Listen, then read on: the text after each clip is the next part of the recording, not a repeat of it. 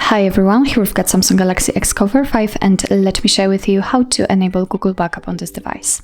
So firstly, we have to enter the settings and now let's scroll down to find Accounts and Backup. Now let's tap on Backup Data in this Google Drive section. And as you can see here, we've got the account option, so all you have to do is simply tap on it. If you've got the situation that you do not have this account option, no worries, all you have to do is simply tap on the switcher here and tap on Account then. Make sure that you've got the internet connection because it is required for this operation. And from this step, we can either create a new account if you do not have your own yet, or simply type your email or phone. So let me do it. Okay, let's tap on Next. Right now we have to enter the password, so let me do this out of the screen. Okay, let's tap on Next.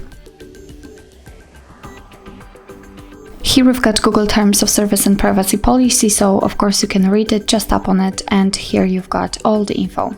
Let's tap on I agree after reading.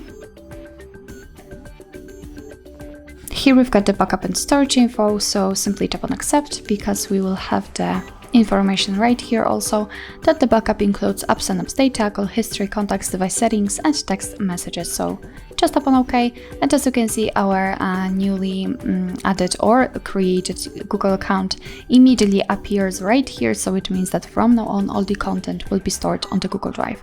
What's more, let's take a look at this option, and I highly recommend to leave it like this, to leave it turned on, because thanks to this your device will back up data only using the Wi-Fi, and it is let's say better for you.